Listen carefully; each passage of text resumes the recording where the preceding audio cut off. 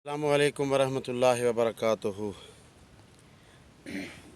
दोस्तों, क्या हाल है? आप सब लोग खैरियत से हैं? ठीक हैं? अल्लाह ताला आपको खुश रखे, सलामत रखे। इस वक्त मैं एक शहर के अंदर मौजूद हूँ, जिस शहर का नाम है शहर खामोशा, यानी कब्रिस्तान के अंदर। आप ये देखें, ये कब्र का हाल देखें।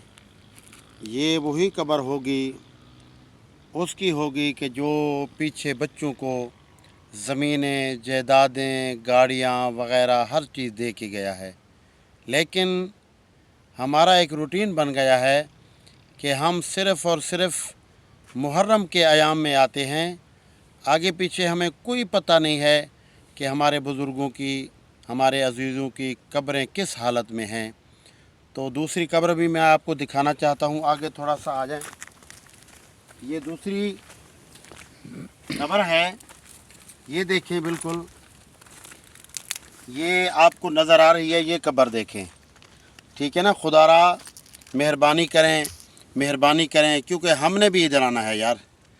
तो लिहाजा मेरी रिक्वेस्ट है, जिस तरह सरकार ने फरमाया है कि अगर अपने बुज़ुर्गों को राज़ी रखना चाहते हो तो पहले तो कोशिश करो कि इतना भी नहीं होता तो कम अज़ कम जुम्मे वाले दिन तो लाजमी हाज़िरी दिया करो यार।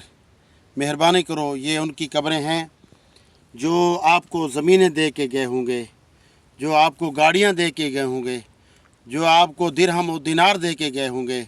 लेकिन मेरी एक रिक्वेस्ट है दस्त बस्ता, ये हालत हमारे इलाके तहसील रुझान के कब्रिस्तान सोहने शाह की है, जो हमारे करीब है बिल्कुल। मैं अपने वालिदैन की कब्र पे आया था फातिहा के लिए, तो ये कब्रें मुझे नज़र आईं, तो मैंने कहा ये दोस्तों से मैं शेयर कर दूं ताकि आप तक मेरा पैगाम पहुँचे। खुदारा सिर्फ मुहर्रम को याद ना रखें, अपने प्यारों को हर वक्त याद किया करें।